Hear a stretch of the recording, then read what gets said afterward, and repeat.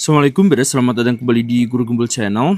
Sekitar 6 bulan yang lalu kita ketahui Israel dan Iran terlibat dalam konfrontasi terbuka. Yang satu nebar-nebarin jet, yang lain ngelontar-lontarin roket. Pertikaian, perang menyebabkan banyak sekali orang yang meninggal dan itu menjadi perhatian publik. Saya pada waktu itu bikin 2 video. Yang pertama itu adalah membahas tentang kekuatan Israel, seberapa tangguhkah dia, dan yang kedua adalah tentang Iran, bagaimana skenario Iran bisa memenangkan perang itu. Nah, yang bikin saya jengkel luar biasa adalah kolom komentar di video-video itu dipenuhi oleh alih-alih bahas tentang fakta, tapi justru malah keberpihakan, dan ada paksaan agar fakta-fakta itu harus disesuaikan dengan keberpihakannya. Jadi misalkan ketika saya membahas tentang kekuatan-kekuatan Israel gitu, itu kan saya menjelaskan tentang fakta yang saya ketahui, tetapi yang disampaikan di dalam kolom komentar itu adalah banyak orang yang mengatakan kurang lebih seperti ini. Lah, Pak Gembul, sekuat apapun Israel, dia tidak akan ada apa-apanya kalau izin Allah terlibat. Nah, udah mulai ke sana gitu ya. Atau misalkan ada yang Pak Gembul ini bagaimana sih kok bisa ngebela Israel? Gimana saya ngebela Israel? Saya menjelaskan tentang kekuatan yang dimiliki oleh Israel, kenapa justru malah dianggap keberpihakan gitu. Yang lebih parahnya lagi itu adalah Pak Gembul, kalau memang orang Israel sekuat itu, kok bisa sih Gaza tidak bisa ditundukkan selama puluhan tahun gitu. Aduh, saya tuh susah sekali masyarakat Indonesia, dan itu tuh bukan hanya yang anti terhadap Israel, tetapi yang pro terhadap Israel juga sama buruknya gitu. Jadi Pak Guru Gembul, wah luar biasa, terima kasih karena telah jujur, Israel memang bangsa pilihan Tuhan, sehingga kita ya jadi dibawa-bawa ke arah yang seperti itu. Jadi kita tuh memang saking antinya terhadap fakta, bahkan ketika kita mendapatkan fakta pun kita akan arahkan kepada opini yang sesuai dengan keinginan kita gitu. Jadi sebuah berita itu dianggap benar kalau sesuai dengan keinginan kita dan keberpihakan kita. Sebuah berita itu dianggap salah kalau dia tidak sesuai dengan ekspektasi kita. Nah gitu karakteristik masyarakat kita tuh yang seperti itu gitu. Dan karena video itu juga pada akhirnya penuh dengan caci maki dan hujatan yang menunjuk kepada saya bahwa saya itu tidak jujur dan sebagainya. Nah sekarang 6 bulan setelah peristiwa konflik terbuka itu, sekarang terbukti bahwa apa yang saya katakan di video itu nyata. Bahwa perang antara Israel dengan Iran tidak pernah berhenti. Bahkan ketika Amerika Serikat dulu itu ikut campur. Yang terjadi adalah sejak saat itu bahkan sampai sekarang perang itu belum berakhir. Tapi perangnya pindah, dari dulu adalah perang lempar-lemparan roket dan pesawat tempur, sekarang perang ke arah yang lebih canggih lagi, menyangkut rekayasa sosial, menyangkut kekuatan media, menyangkut agen dan intelijen, dan termasuk juga buzzer-buzzer dan serangan-serangan cyber. Nah, inilah yang pada akhirnya menyebabkan Iran sekarang mengalami chaos yang sangat luar biasa. Bagaimana ceritanya? Saya akan jelaskan kepada Baraya. Tapi tolong, mau Baraya setuju nggak setuju, nerima atau menolak itu didasarkan pada argumentasi yang didasarkan pada penalaran faktual, bukan didasarkan kepada sentimen-sentimen dan bias keberpihakan. Simak videonya sampai tuntas, yuk kita bahas.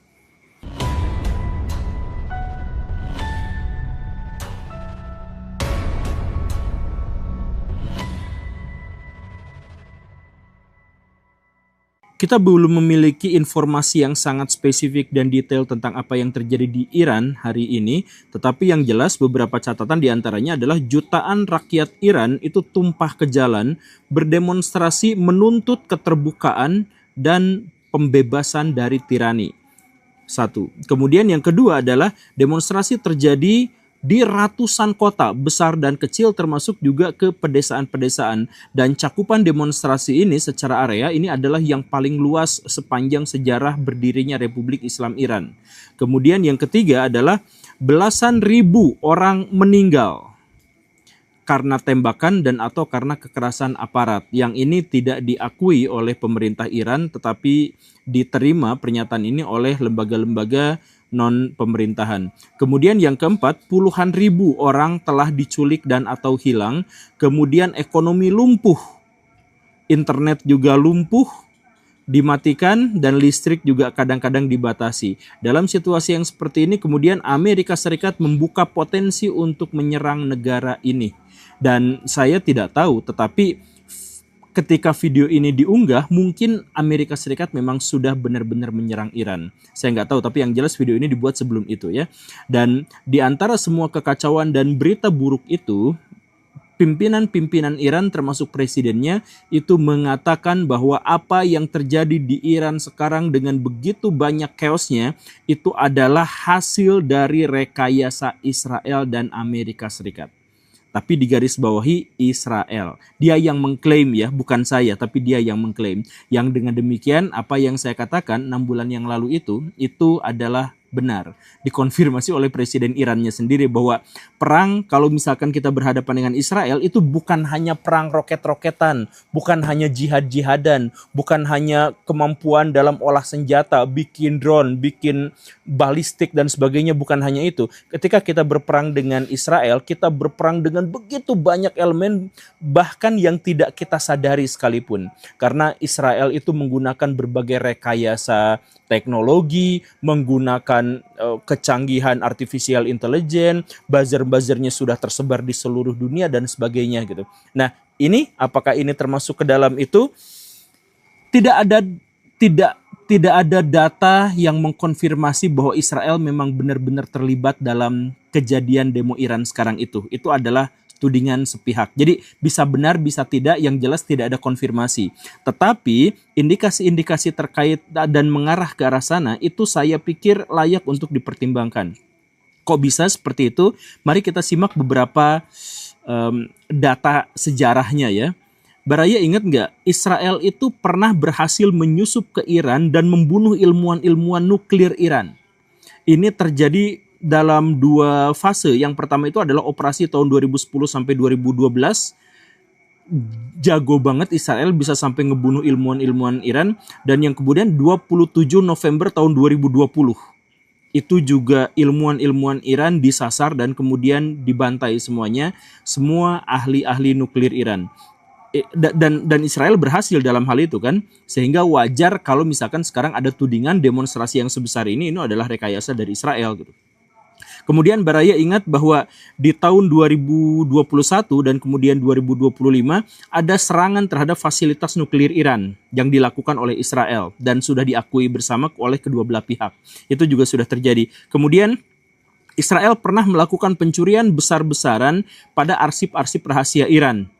Itu kalau tidak salah tahun 2018, nanti dicek lagi, tapi pencurian itu pernah terjadi.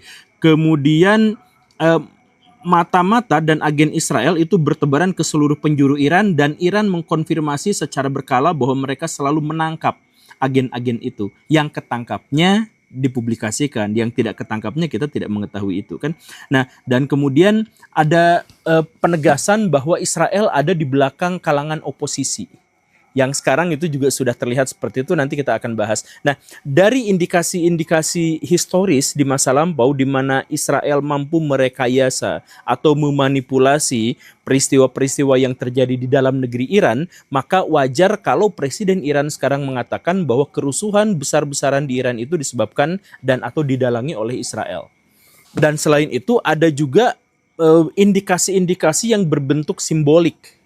Coba Baraya cek 6 bulan yang lalu itu ketika Israel mulai melakukan serangan terhadap Iran, nama operasi serangannya itu adalah Rising Lion, The Rising Lion gitu ya. Kebangkitan kembali singa gitu. Nah, kenapa kebangkitan kembali singa? Dulu orang-orang masih berspekulasi bahwa singa yang dimaksud itu adalah Shahreza Pahlavi. Dan kemarin Israel benar-benar mengatakan bahwa iya, Rising Lion yang dimaksud itu adalah Israel berkehendak untuk membangkitkan kembali dinasti Reza Pahlavi di Iran. Lah, kok gitu gini? Jadi ceritanya begini Baraya, kita tarik lagi ke sejarah, ke masa yang lampau di tahun 1970-an. Pada waktu itu, Iran itu adalah salah satu negara paling kuat di dunia dan di Asia memiliki kekuatan militer terbesar kedua di Asia. Teman-temannya siapa? Teman-temannya diantaranya adalah Amerika Serikat dan Israel. Itu mereka tuh hubungannya dekat banget. Dan pada waktu itu di bawah pimpinan Shahreza Pahlavi, Iran itu sepenuhnya adalah negara modern dalam tanda kutip liberal gitu. Jadi jangankan perempuan-perempuannya pakai burko gitu, pakai hijab, bikini itu biasa banget, itu udah barat banget di Iran tahun 1970-an tuh. Jadi itu udah pakai bikini, udah pakai rok pendek apa, udah jauh dari agama dan sebagainya gitu pada waktu itu. Nah, tetapi Shahreza Pahlavi itu bermasalah dalam hal dia tuh monarki dan absolut dan dia tuh diktator, dan karena itu tahun 1979 itu dia digulingkan oleh Ayatullah Khomeini yang kemudian mendirikan Republik Islam Iran yang kemudian bertahan sampai sekarang. Nah, pada waktu itu haluannya berubah, syariat Islam diterapkan, kemudian aturan-aturan harus disesuaikan dengan nilai-nilai Islam dan sebagainya, dan termasuk keberpihakan mereka dari awalnya mereka adalah sahabat dekat Israel dan Amerika Serikat berubah menjadi dekat banget dengan Rusia dan Cina sampai sekarang. Begitu kan? Nah, dulu waktu Shahreza Pahlavi masih berteman akrab dengan Israel, itu mereka tuh lambangnya itu adalah singa. Singa di matahari terbit, apa yang semacam itulah, Baraya bisa cek ya. Nah, itu singa lambangnya. Maka ketika Israel kemarin tahun 2025 itu melancarkan serangan terhadap Iran, maka nama operasinya itu adalah Rising Lion. Jadi mereka berharap agar dinasti Shahreza Pahlavi itu balik lagi dan menghancurkan rezim Ayatullah Khamenei yang sekarang gitu. Nah, itu sudah dikonfirmasi sama Israel, sudah menjadi seperti itu. Dan luar biasanya apa, Baraya? Ketika itu sudah dikonfirmasi, demo-demo di Iran sekarang itu yang diteriakan tuh apa? Satu, diktator mampus, diktator mampus, diktator mampus gitu ya. Kemudian yang kedua, Pahlavi, Pahlavi, Pahlavi disebutkan berulang-ulang. Nah, ini menegaskan apa? Menegaskan bahwa demo sekarang itu memang ditunggangi oleh kepentingan-kepentingan dari rezim sebelum Republik Islam Iran yang itu pro terhadap Israel. Jadi Rising Lion yang dimaksud itu sekarang memang dibawa. Jadi apakah demonstrasi ini benar-benar bisa menggulingkan pemerintahan Iran atau tidak? Saya belum tahu, video ini dibuat sebelum itu terjadi. Tetapi yang jelas adalah sekarang memang benar-benar ada di ujung tanduk. Dan ditambah lagi Donald Trump yang memang lagi kesetanan sekarang itu mengklaim akan menyerang Iran kalau kerusuhan ini terus-terusan terjadi. Dan bahwa Donald Trump maupun Israel, Netanyahu, itu sekarang lagi cawe-cawe terhadap para oposisi dan mengiming-imingi mereka dengan begitu banyak hadiah agar mereka bisa menghancurkan rezim Republik Islam Iran. Dan hal lain yang benar-benar harus kita pertimbangkan adalah bahwa Iran tuh memang dalam pikiran Israel itu harus dihancurkan dinastinya. Republik Islam Iran tuh harus dihancurkan. Kenapa? Karena kalau mereka jadi musuh, Iran tuh kan negara paling kuat di Timur Tengah secara militer. Jadi ya jadi Baraya gini nih ya. Saudi Arabia itu tuh teman dekatnya Israel. Jordania teman dekatnya Israel. Suriah teman dekatnya Israel. Mesir teman dekatnya Israel. Ethiopia, Eritrea itu semuanya adalah teman-teman dekatnya Israel. Jadi semuanya itu entah mereka mencari aman, entah mereka tidak mau aibnya dibongkar, kekuasaannya dijatuhkan, entah bagaimana. Tapi yang jelas negara-negara Arab itu semuanya adalah pro-Israel. Dan karena itu pangkalan-pangkalan militer Amerika Serikat di sana dipakai sama Israel juga tidak apa-apa. Begitu kan? Nah, kecuali Iran. Iran itu sejak dulu itu musuhan sama Israel. Dan karena itu Israel tuh punya kepentingan yang sangat untuk bisa menggulingkan musuhnya ini. Sebab kalau rezim Khamenei ini habis, penggantinya pasti Pahlavi itu akan menjadi teman Israel lagi. Kalau sudah menjadi teman Israel lagi, maka semua Timur Tengah bisa dikatakan menjadi sahabat buat Israel. Israel tidak akan khawatir dengan serangan-serangan. Houthi itu sejauh ini bisa melawan Israel karena dibiayai, dibackingi oleh Iran. Hizbullah itu bisa menteror orang-orang Israel itu karena dibiayai, dibackingi oleh Iran. Hamas itu Saudi Arabia nggak mau nolong. Cuman Iran sejauh ini yang bisa memberikan kepada mereka rudal-rudal dan pelatihan-pelatihan. Jadi seandainya Iran yang ini tuh digulingkan habis, maka semua organisasi-organisasi yang menteror Israel selama ini itu juga akan kelimpungan, akan hilang bahkan sama sekali, dan Israel sangat-sangat berkepentingan untuk menciptakan kondisi itu. Ya kan? Makanya dengan begitu banyak indikasi dan begitu banyak kewajaran, maka saya pikir ya, kerusuhan yang terjadi di Iran sekarang itu nampaknya memang didalangi dan atau dibackingi, dibiayai dan atau memang direkayasa oleh Israel. Betapapun pernyataan ini tidak dikonfirmasi, tetapi kita tidak memiliki alasan untuk menyangkal, untuk mempertimbangkan opsi ini. Gitu kan Baraya. Dan sekali lagi ya, permainan Israel itu adalah permainan bukan hanya sekedar senjata, tetapi intelijen, buzzer, cyber, propaganda dan sebagainya.